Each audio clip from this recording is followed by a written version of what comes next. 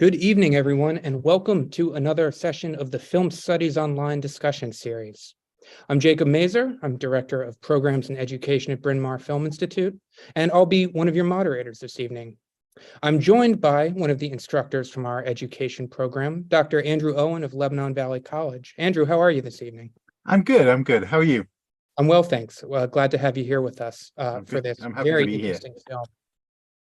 And the film is, of course, Charlie Chaplin's tremendous masterwork, The Great Dictator, certainly an essential work in the medium's history.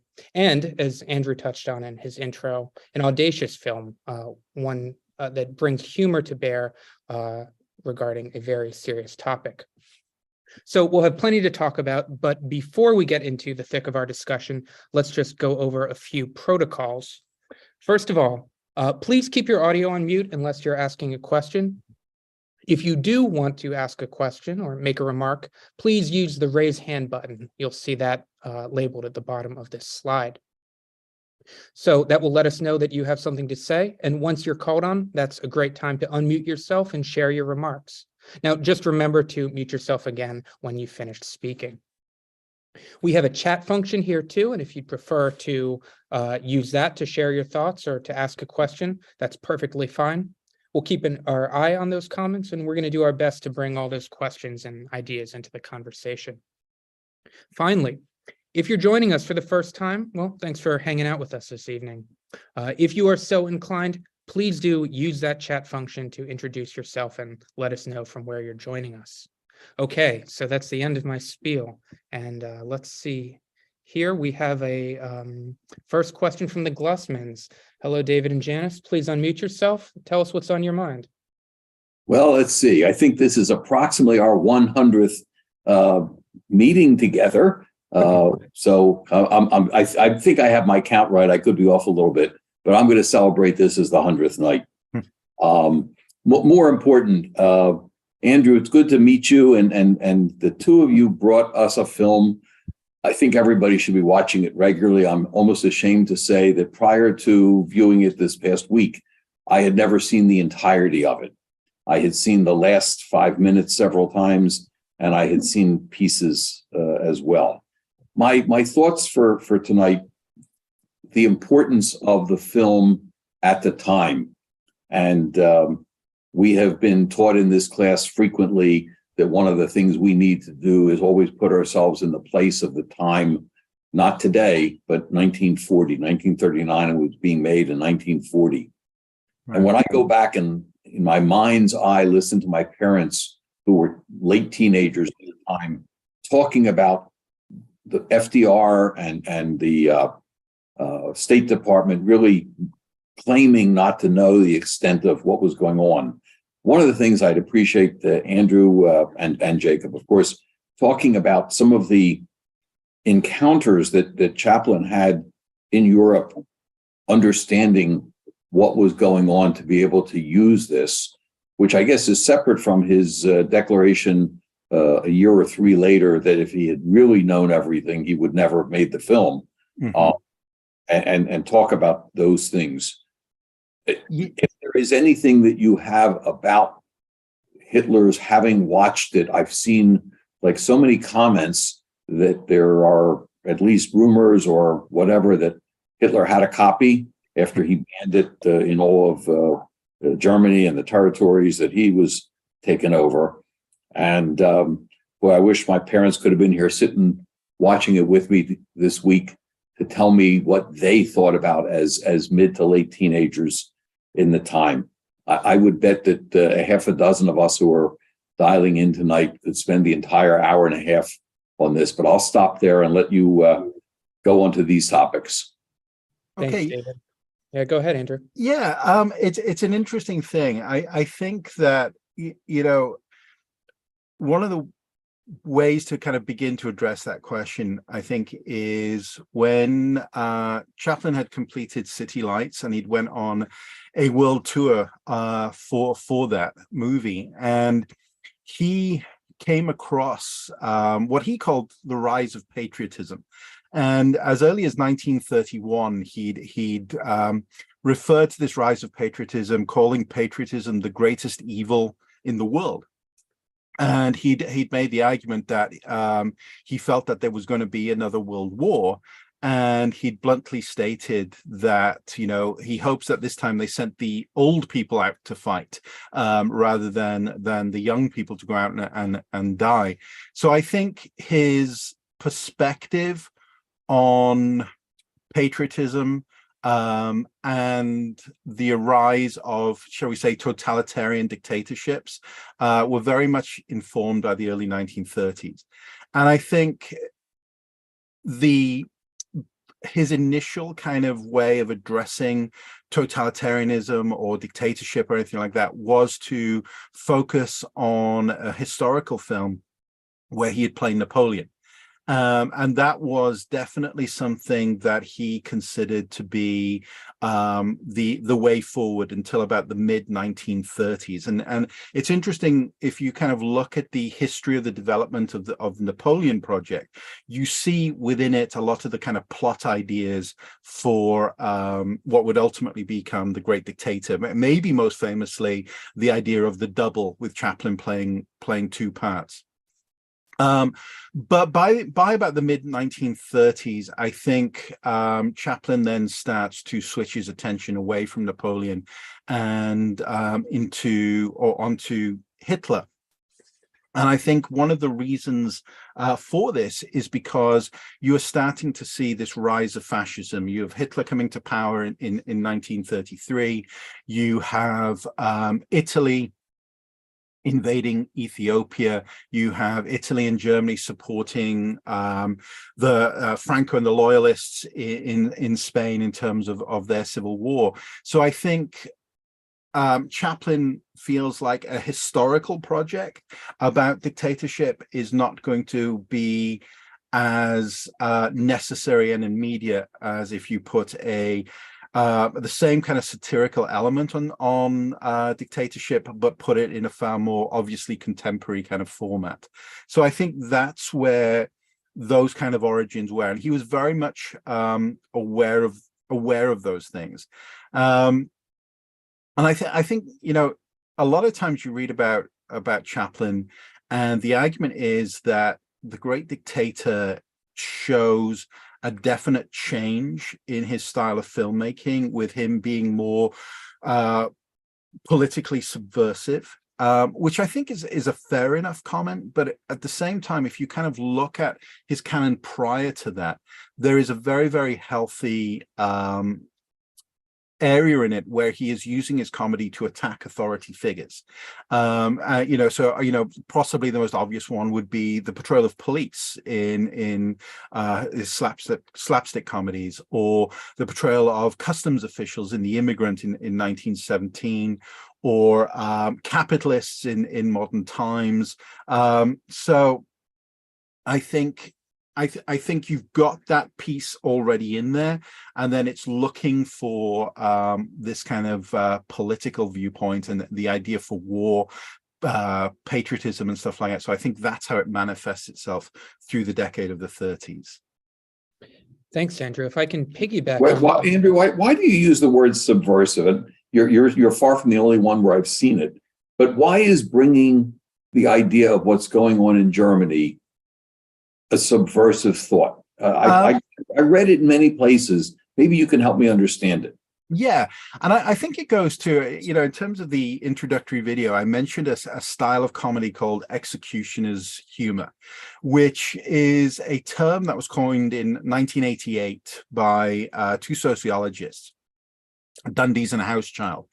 And it's a style of comedy, they were saying, where people who shall we say, part of a society that has committed some oppression use humor to admit that there are oppressive acts, which they are either turning a blind eye to, or are actually, you know, instrumental in causing. So I think the most obvious kind of response to why is it subversive is because here you have Chaplin as a British subject living as a permanent resident in the United States. And he begins work on it, as best as people can seem to ascertain, serious work on actually writing the script for The Great Dictator in about September of 1938. And he's working on the script. Now, from a British and an American perspective, you have throughout the 1930s, America has been passing isolationist laws. So the idea is that what's going on in Europe has got nothing to do with the United States. The United States is going to be isolated, is going to be neutral from the events of Europe. So on one side, from a subversive point of view, you could make the argument that here's Chaplin saying, okay, well, you're making these isolationist policies, but now you're turning a blind eye to the events that are occurring in Germany, or through German expansionism or fascist expansionism or anything else like that. And possibly even more direct, it's talking about Neville Chamberlain as Prime Minister of Great Britain, because again, since 1933, Britain's policy towards Nazi Germany was one of appeasement. And so it's an interesting, so again, here he is as a British subject saying, okay, here's Great Britain, and you're appeasing fascism. You're trying to somehow try and guarantee peace by ignoring the war that is, or the acts of violence or inhumanity or anything else like that that are happening, and that's the price that you're seemingly willing to pay. So if he starts work on this in September of 1938, the next month, you have very famously, very infamously, possibly from British perspective, Chamberlain making the Munich Pact with Hitler, and agreeing for peace in our time. But what that means ultimately is Britain is going to allow Hitler or Germany to take large amounts of land from Czechoslovakia. So this is, I think, and maybe we'll get into the idea of the role of the artist, but this is an artist who, yes, he's absolutely going to attack fascism and Hitler and Nazism, things like that in the film. But I think within it, at the very beginnings of that film, is a desire to talk about, from a US and British perspective, the idea of what are you allowing to happen with policies of isolationism or policies of appeasement? Thanks, Andrew. And I want to kind of pull an element from David's question, and pose that to you and to the rest of our group tonight, which is, David, you touched on Chaplin's statement about, making the remark, had he known the full extent of the horrors of the camps and of Nazi Germany, then he wouldn't have made this film. I guess a question that I want to ask you, Andrew, and I'm interested to hear thoughts from others, is how you felt the humor interfaced with the sort of severity and the consequences and stakes of the situation in Europe. I mean, because in some ways, this film, obviously, this is bringing elements of levity and humor and antics into the situation.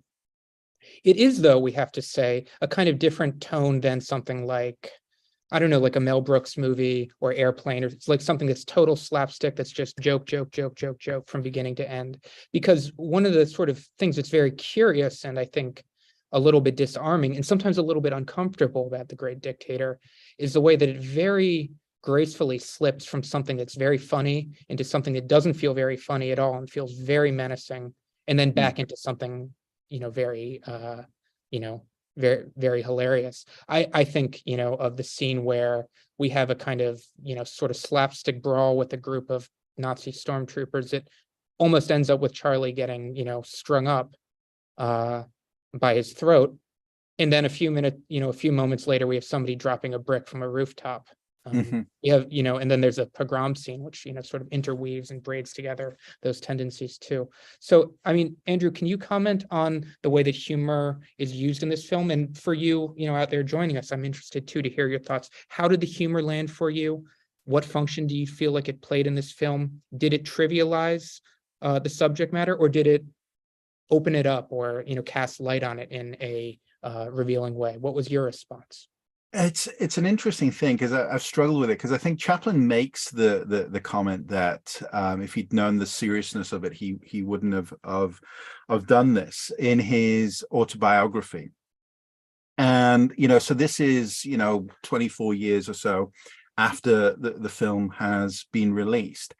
And I think on one side of it, you can interpret that comment as Chaplin saying that in the most obvious way of understanding it, he should not have made that film. But I think another way of approaching it is to compare The Great Dictator with Monsieur Verdoux. So a film at least released when Britain had already declared war on Nazi Germany in 19 and the war going on in 1940. But when he started this writing the project, the Second World War had not begun. Monsieur Verdoux, 2 years after the war had ended. And if you compare the final speeches of the two films, so again, I don't want to spoil it if you've not seen Monsieur Verdoux. If you haven't seen it, I again heartily recommend the film. For some people, it's a little bit overly long. For other people, it's too much away from Chaplin to be Chaplin for some people. But at the speech at the end of The Great Dictator is, I feel, a speech of hope. This is the brink of the Second World War, and we can stop this. And it's a speech again that has many of his elements about the dangers of patriotism, because the idea is that you are programming human beings to become machines. You're programming them to hate. You're programming them to commit acts of violence. And this is something that Chaplin had, even written a short story called Rhythm about in the 1930s, about this kind of programming of people to just commit these acts of violence.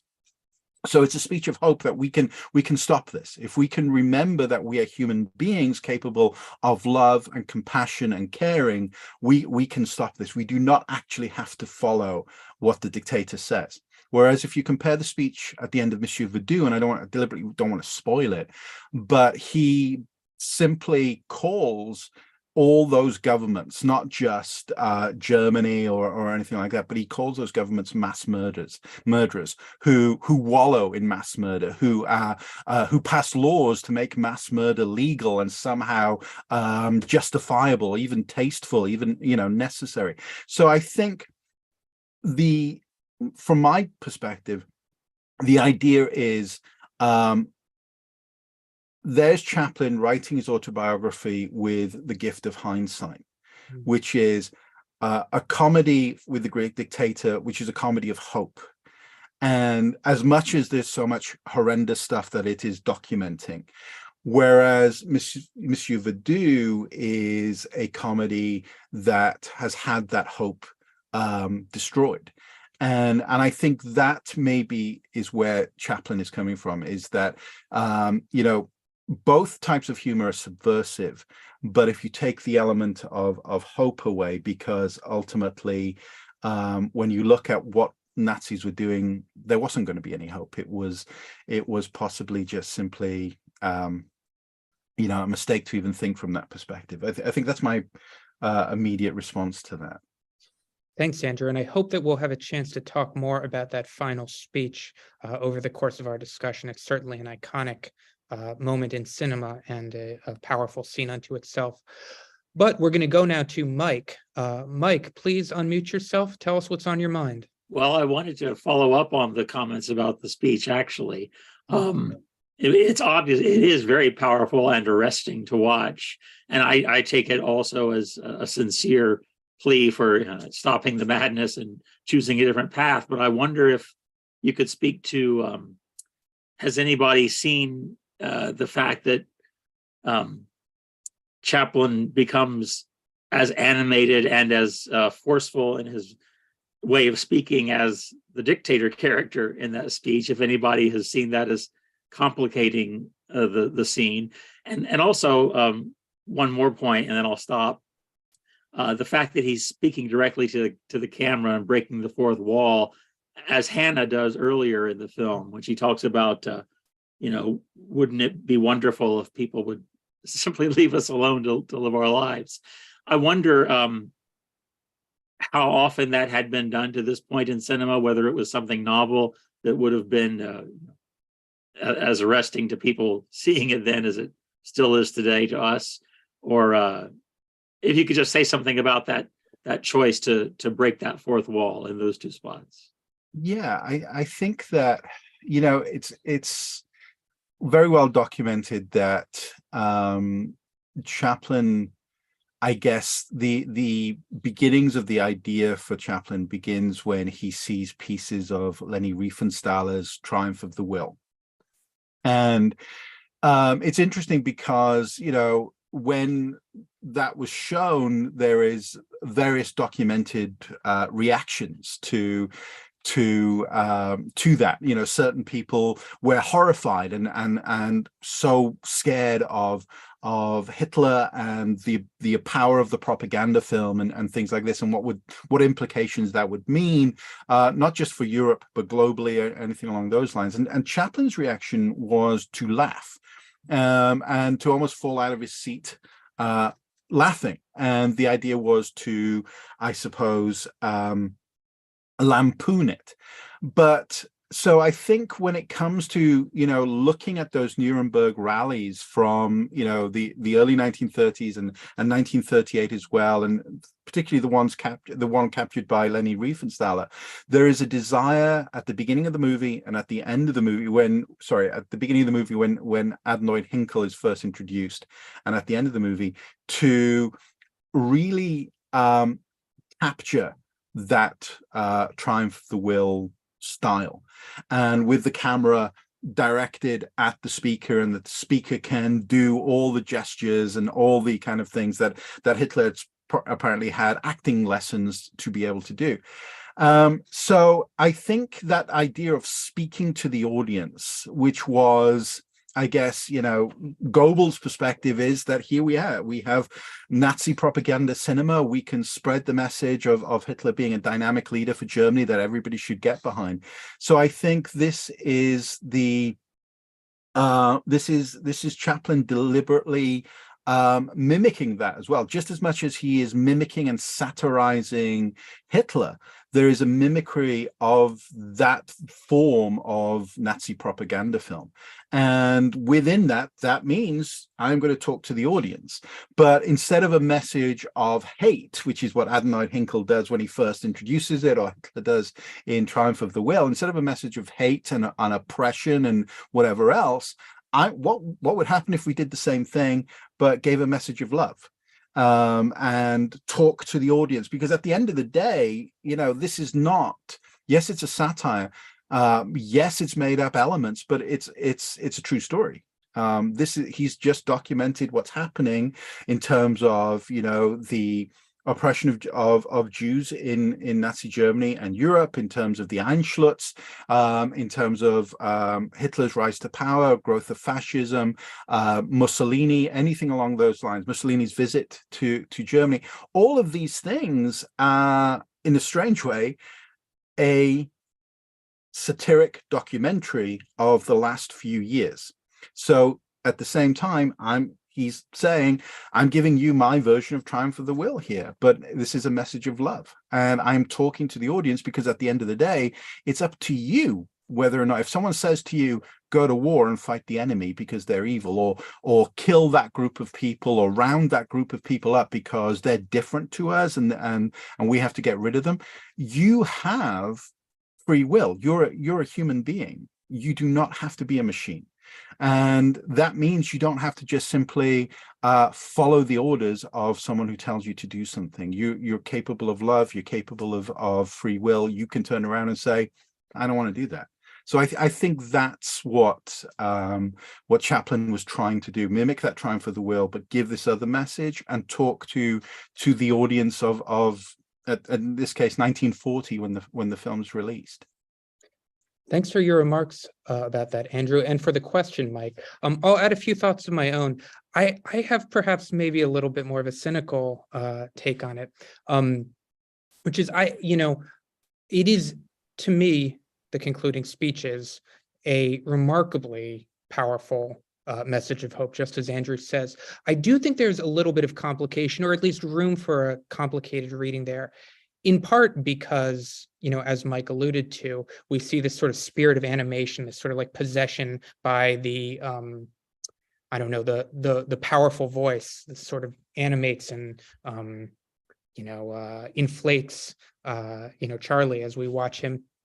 Part of it too, one of the some other things that strike me about this scene are the way that it's scored, because there too we hear the Lohengrin overture, which of course plays during the balloon sequence that we see Adenoid Hinkle, when we see him sort of frolicking around his private chambers.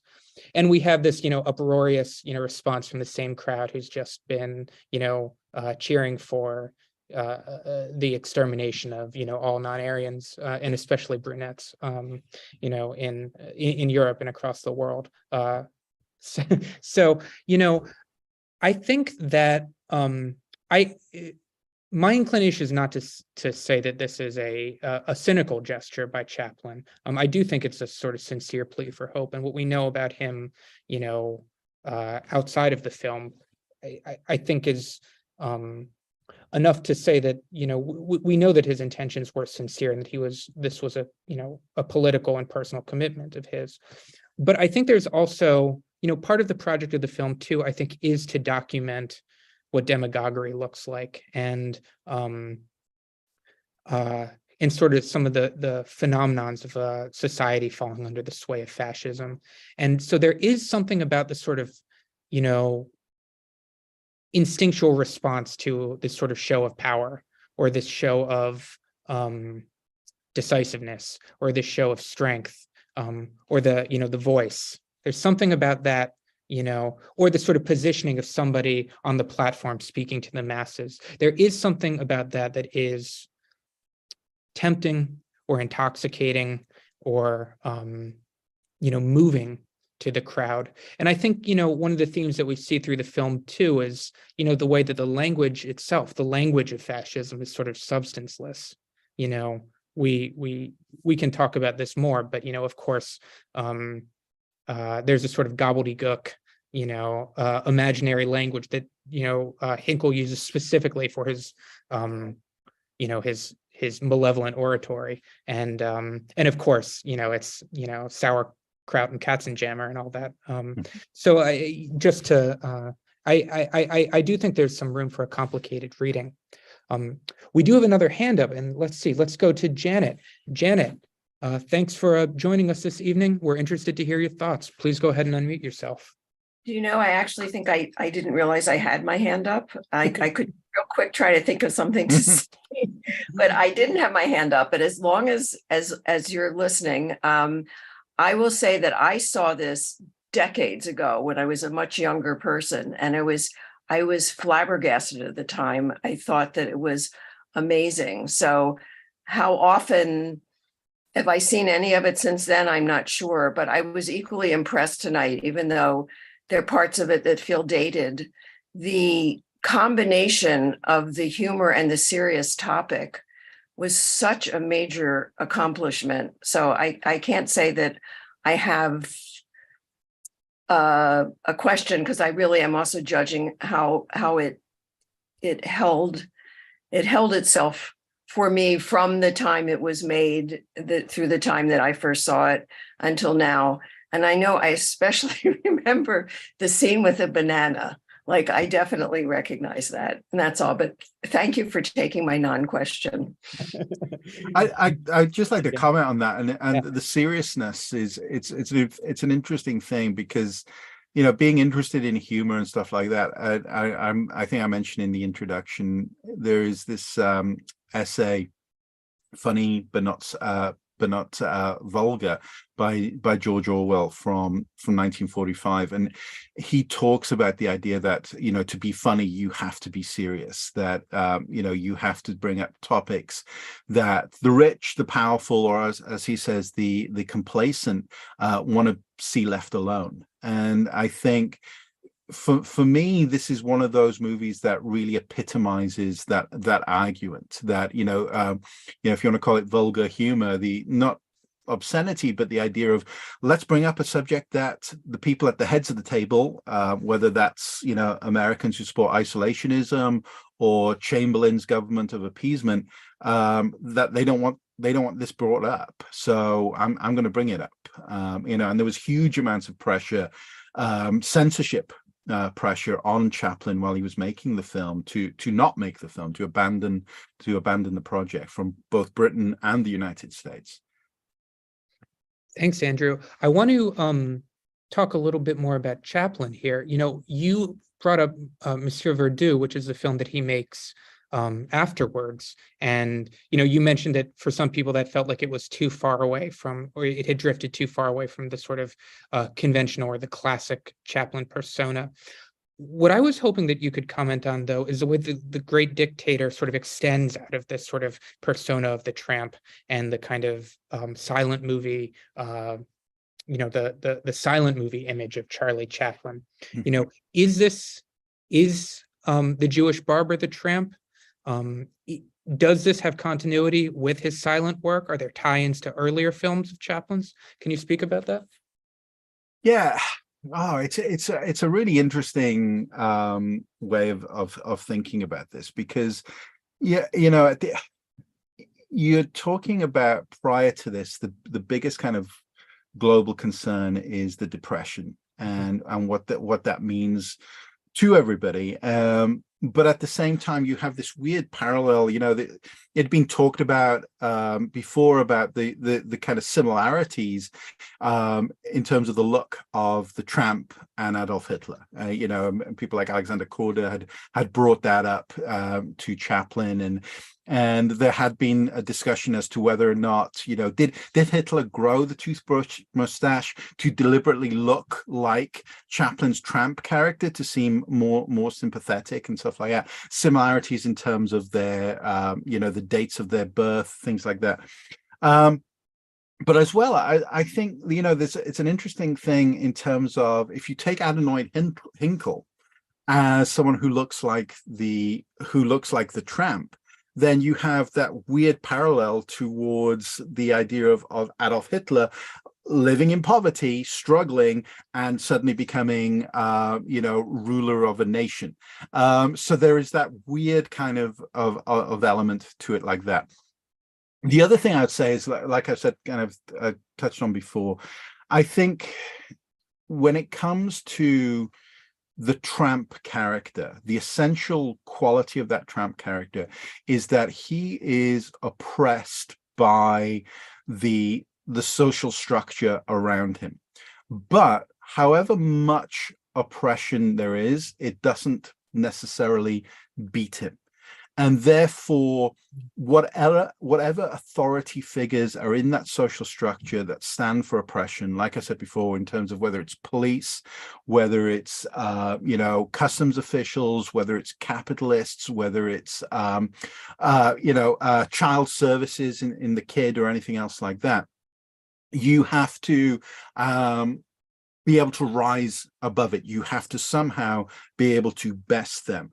So the similarity between the tramp character and the Jewish barber is exactly the same idea. They live in a society of massive social oppression, and they are not going to be overcome by it, whatever situation they find themselves in. And I think there's a weird thing about it as well, in the sense that, you know, the tramp fights back.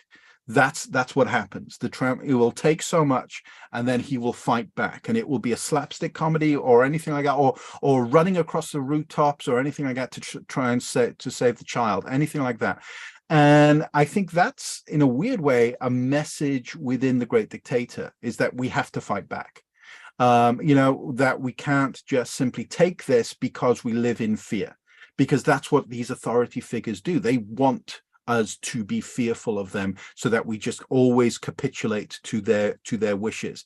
And I think so when you take that kind of slapstick fight in terms of the SS soldiers or anything along those lines, I think in that is Chaplin's message and what relates to the tramp character, which is we have to fight back. We'll take so much, but then we have to push back, and we have to triumph over whatever it is that's trying to destroy us. So I think those are very much those are kind of similarities for me. I love that, Andrew. I'm gonna follow that up with a comment from our chat section, which sort of picks up on the same subject. Mike writes, watching this for the first time, I did not know whether the soldier we see in the World War I sequence would turn out to be the barber or Hinkle. Perhaps there's a message about how either could come out of that experience. A very interesting question, and an interesting one to think about with regards to both the Barber and Hinkle, and also Chaplin and Hitler, of course. So Yeah. What say you, Andrew? Yeah, I mean, absolutely, because as I say, Hitler was in the First World War, did fight in the trenches, did come out of it living in poverty, and lived in a Germany that had been severely impacted by the Treaty of Versailles, and then the Great Depression that leads to fascism. So I think there is an interesting parallel there about those lives, and I think it does in some ways, trying to think of it from a contemporary audience's perspective, and how much they knew in terms of the background of Hitler, but there are those kind of similarities in the way it works. And like I was saying before, it also, it's an interesting dynamic with Chaplin as an artist. And one of the struggles of an artist is artistic freedom, right? And the ability to create whatever you want, and be free of studio pressure or governmental pressure or anything else like that. And so again, I think the making of this film, particularly in the late 1930s, before the Second World War had been declared, you have that same dynamic, because now you have Chaplin, who has decided to make this film, but is finding himself pressurized by United Artists, who are fearful of making a film that's going to be banned and therefore huge kind of loss of revenue.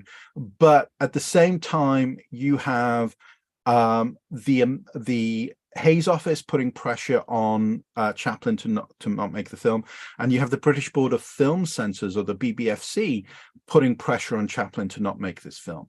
And again, like the Tramp persona, he's not going to capitulate to that.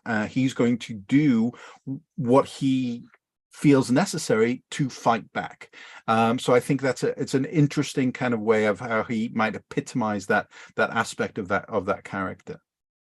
It's well said, and I want to go now to a comment from Ayana in our chat section, which sort of picks up on this theme of artistic freedom and the sort of push against censorship, which is, she writes, as I was watching for the first time, I wondered how this type of humor translates today. With so many comedians being canceled or material being off limits, it's interesting to see the humorous side of very serious topics. And I was interested to hear that there was an attempt to censor Chaplin. So I wonder if you can, talk about the sort of comic sensibility and the sort of transgressiveness of comedy in Chaplin's work, and in this film in particular, but also if you can share any more, historical context about the attempts to censor Chaplin. You were just talking about some of the things that were happening during the production, but I'd also be interested to hear about the consequences once the film was released. Yeah, and what sure. happened in his later life. Yeah. Yeah. So let's talk about the censorship thing first, because maybe then it like drift into the idea of what the role of the humorist is. So the basic idea is, like I said before, it's about September of 1938. Chaplin starts to work on the script of The Great Dictator, and then about a month later, a newspaper prints the headline, "Charlie Chaplin to burlesque Hitler." So this is published in October of 1938, and in the newspaper story, it kind of gives the idea that Hitler is never going to be mentioned in this film, but it's going to be obvious what the film is about. That's the basic idea.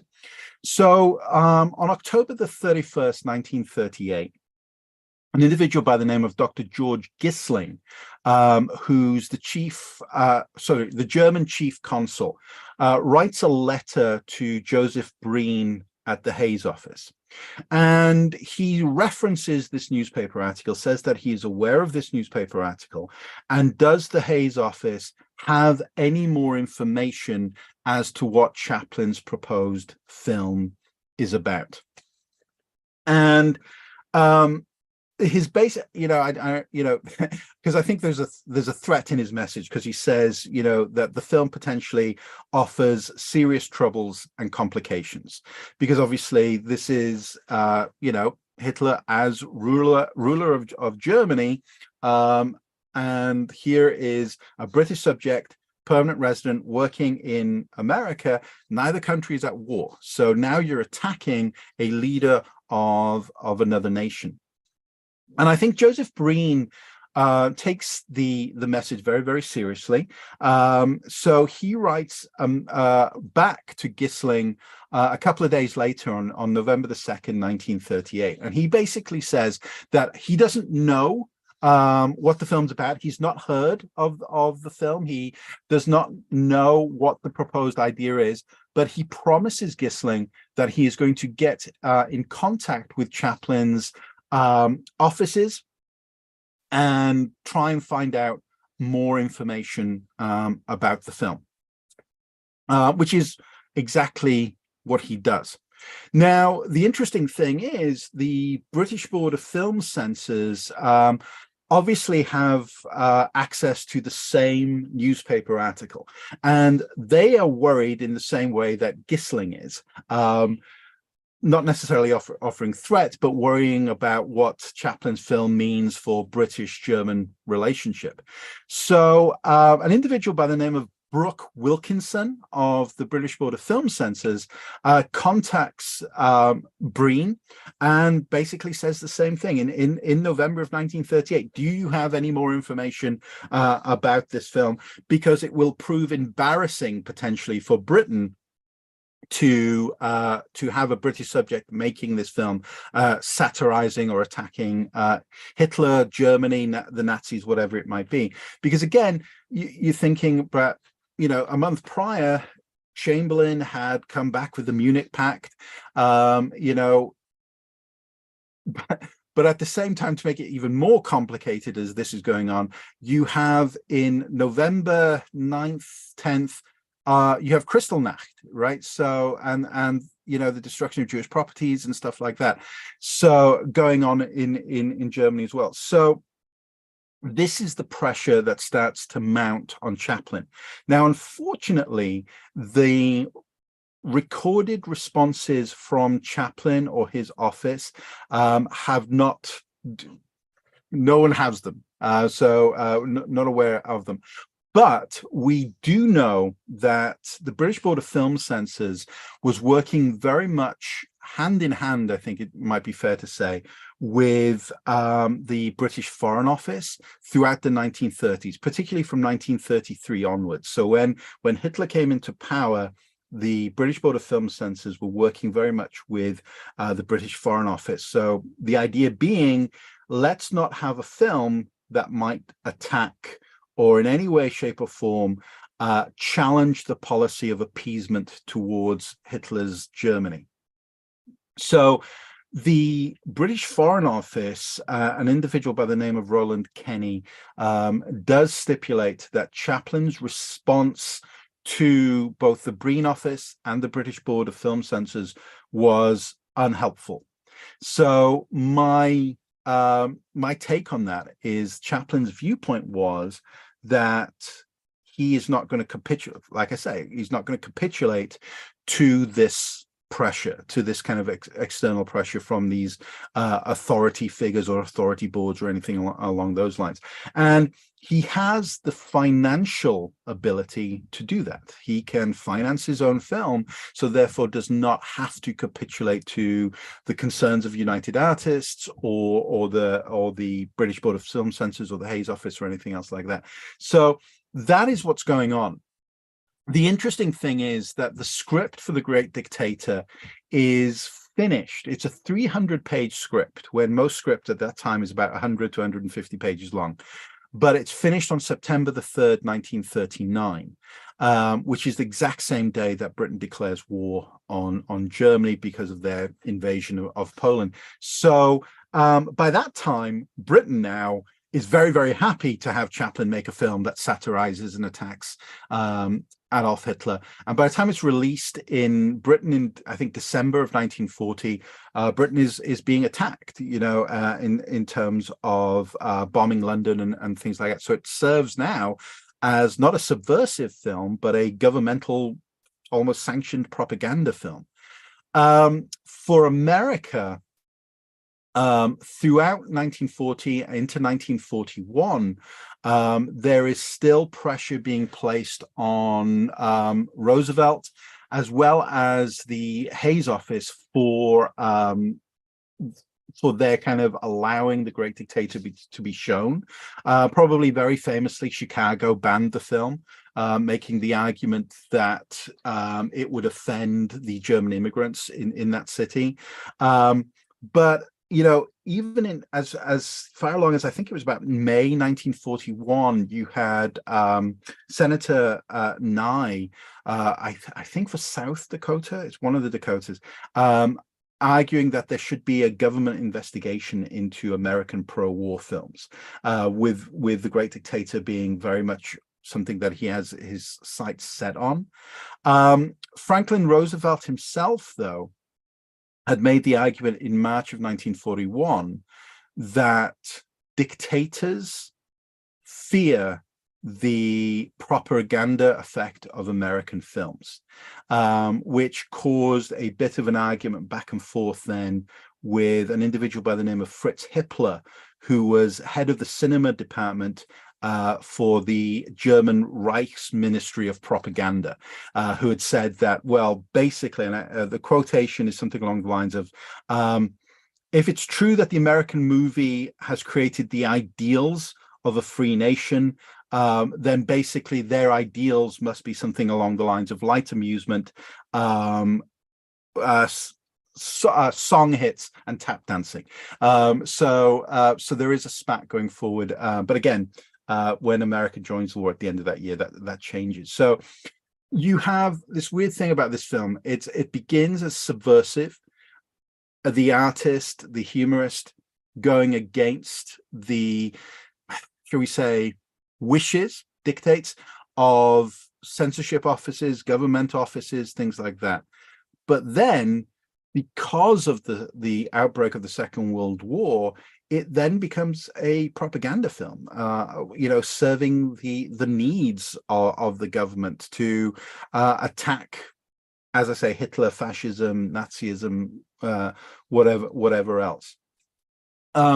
To briefly take that to what is the role of the artist or the humorist, the go-to quotation I have is a similar question being asked to David Cronenberg in the early 1980s, where he's asked whether or not the filmmaker has any social responsibilities, and you could apply that to The Great Dictator when Chaplin begins the film. And Cronenberg's response is that he feels that filmmaking is an art form and he is an artist, and the artist has anti-social responsibilities. It's to offer a voice that is different to what is the government-supported voice. So I think that, and I think The Great Dictator in many ways, and the story behind the making of this of the film, very much epitomizes that for me. It's like I say, going back to that tramp character, it is the artist feeling that it is very, very necessary to take on this subject matter, and irrespective of what those in power would like, to go back to the Orwell kind of point, it is very important that we offer this alternative viewpoint. And again, if I could just speak to those speeches in the film, Adenoid Hinkle gives you an alternative. This is the government-sanctioned perspective in terms of Jews, the dangers of non-Aryans. And the end speech is an alternative from the same platform. Let's give you the alternative perspective on that. And which one would you prefer? As an individual with free choice, which one do you think is the one you'd prefer to follow? Thank you for that. We're still looking for your questions, your comments. You can use the hand raise function if you would like to speak up, and the chat is also open. In the meantime, Andrew, yes, we have one more from the Glossmans again. Let's go back to them. I'm going to go back to your comment about the scene with the Hitler character playing with the globe. And what I guess I'm going to give my view and ask the two of you. Viewing that, I thought that was absolute genius in 1939, coming out in 1940, to talk about Hitler effectively playing with the world and Chaplin's prediction that he would blow up the world with the way he was playing with it. A little bit of Nero fiddling while Rome burned went through my mind at the time. I think I may have even said it out loud to Janice, but that kind of a genius piece, I think it's recognized that Chaplin for so many things was genius. Maybe he waited a little too long to do his first talkie by some people's reference, but how to, talk about a little bit of that scene again and how he comes to it and what it means in 1940 and Dr. Owen, what you just described, it's amazing to think about 1940 and the Brits who are trying to go about their life somewhat normally, going to a movie, watching this while outside the bombs are actually falling around their city. Mm-hmm. Yeah, it's an interesting thing because the 30s, what immediately comes to mind for me is the 30s is this moment in time where there is a speech made by Joseph Goebbels about the radio being the 8th great wonder of the world, I think is the title of the speech from 1933, I think. And he makes the point that the radio offers the most exciting step forward in terms of linking the ideology with the people, or the state with the people, because here you have the moment in technology where you can reach an audience, and this goes back to breaking that fourth wall, where you can reach an audience that is far more than the ones that you're in the room with listening to your speech. You can reach an audience simultaneously to millions of people throughout a country or multiple countries. And the one point he makes is that we can't allow the radio to become something inane. We can't just have it, just be something for pure entertainment, nor can we have the mixed messaging. It has to be controlled, from Goebbels' perspective, it has to be controlled by the state. So the state controls the messaging. And this is an argument that is picked up by a number of, I guess, sociologists who were living in Germany at the time.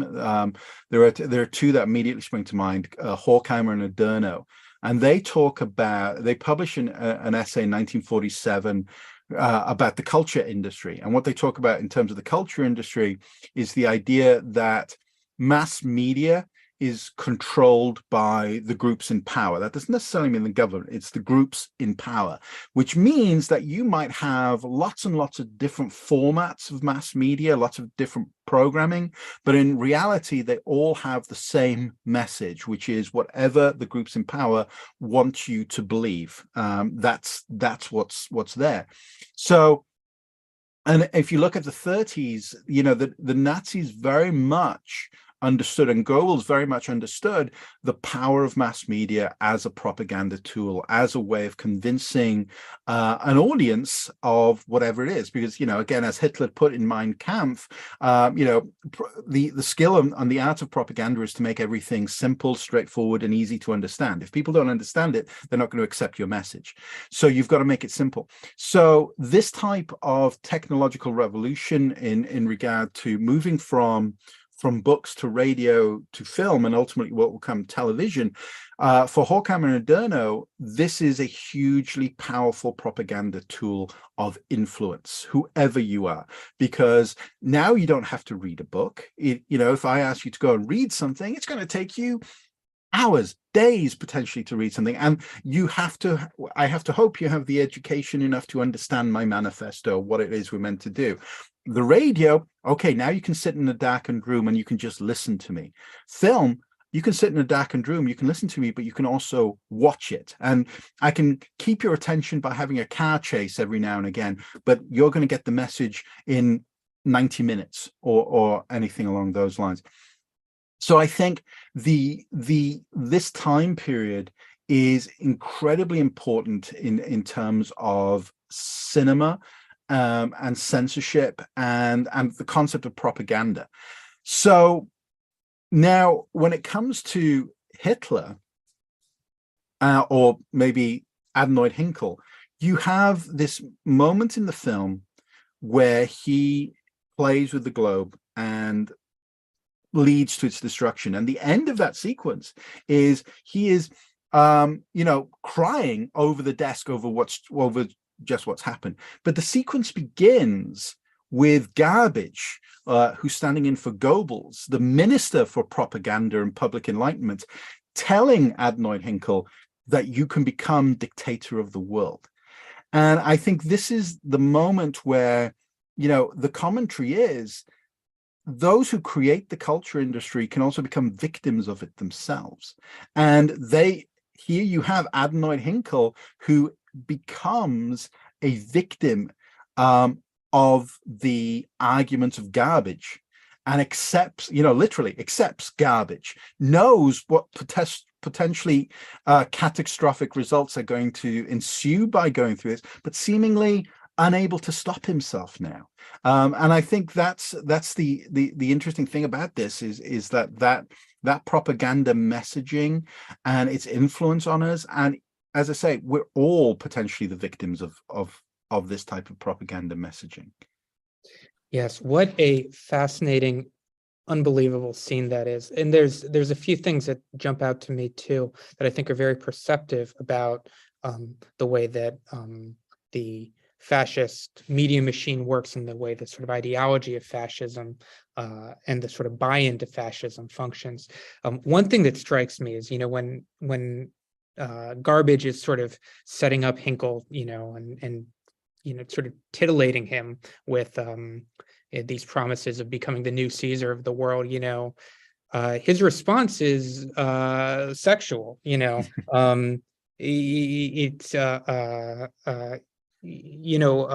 Titillated, I think, is the right word. There's a sort of sensual response to it, and it speaks to the way. I mean, and this is a film that's sort of filled with this kind of like sexual undercurrent to the to the fascist output, to the fascist imperative. Recall the moment where the Hitler character pauses to pour water down his pants just to cool things off, which is obscene and on point. We can talk about the I would never be so prurient as to suggest that there's any kind of metaphor in the motion of the Hitler salute either, but you do with that what you want. But it speaks to the sense that there is some part of this this movement, this impulse, which is it's not intellectual, it's not political even, it's id stuff. It's a craving, it's an urge, it's a flow and a churn of power. And the other thing that strikes me about the globe sequence is the weightlessness of it, and it takes on this sort of dreamy, balletic kind of atmosphere. And it reminds me a little bit of a documentary I saw, which I would recommend a lot if you're interested in the subject, called Hitler's Hollywood, which is about the film of the Nazi period, the film that was being produced in Germany, most of which is, basically inaccessible unless you're a scholar. It's kept in vaults. But Germany had a very robust film industry, which is producing not just, fascist propaganda like Triumph of the Will, but noirs of their own and melodramas and a lot of musicals. And a lot of it is very shiny.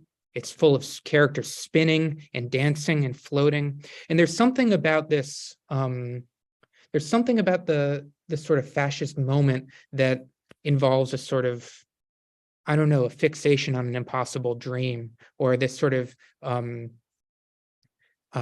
fixation on a sort of idea of a beautiful, weightless, gorgeous fantasy that sort of, obscures the horror and the bloodshed that it's built on top of. Both the sort of utopian elements and of the sort of ideology and the promises of this kind of idyllic pre-modern utopia that'll be that of course never really existed, but that will be returned, quote after the victory of the fascists. And then also the sense that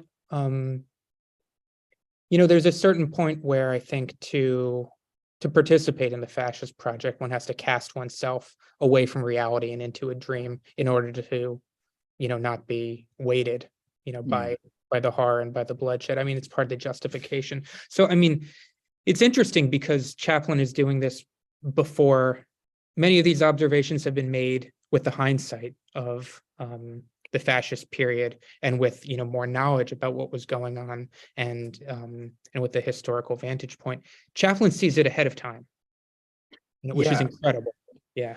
I think one of the things about that sequence as well is it's like there are moments, particularly at the beginning, where Garbage suggests this, and Hinkle is kind of like, as you say, both excited by it and horrified by this potential, and he runs up the curtains, and this is a cat. This is cat-like behavior, right? A cat's had the scare and it's jumped up onto the curtains, and then it slowly comes down, and then it's got a ball to play with, and now it can play with the ball, but ultimately, it's been tempted, and it's going to kill whatever it is, or it's going to play with it for a certain time, and it's going to kill it, and it's going to be sad.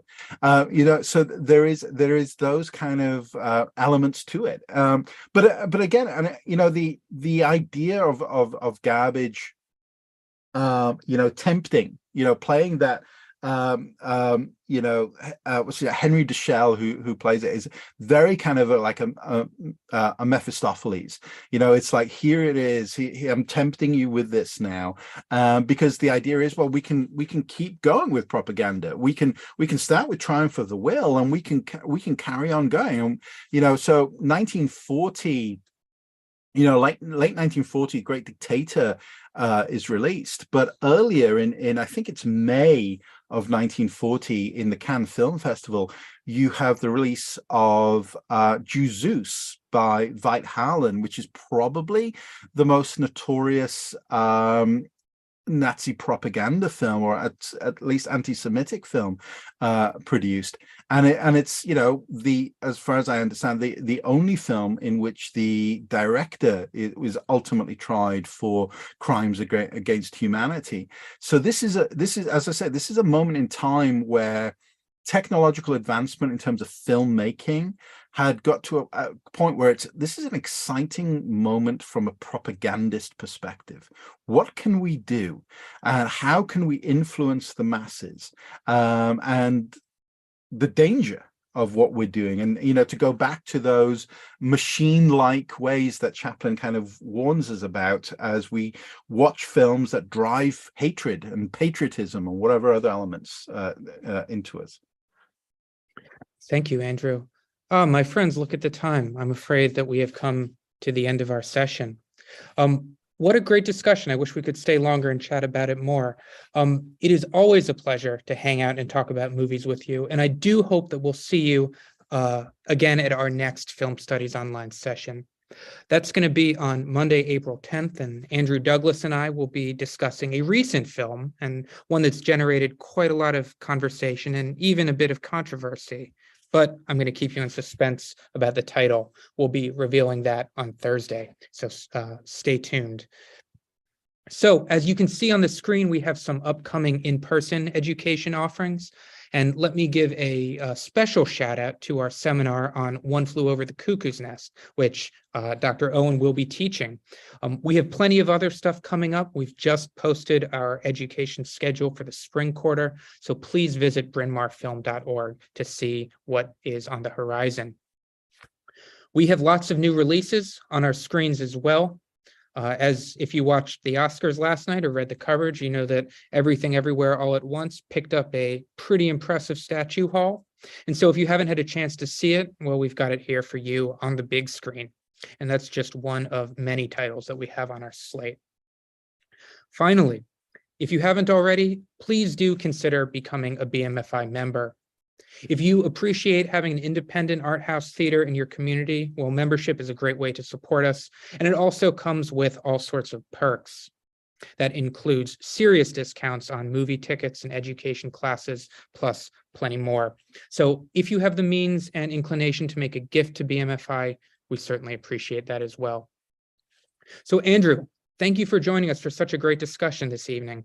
Thank you so much for having me. I really enjoyed this, and thank you so much for all your questions as well. Well, it was really a pleasure to have you, and I want to thank all of you in our Film Studies Online community for joining us and hanging out with us to talk about The Great Dictator. Hope to see you again next time on April 10th. Thank you both for your insight.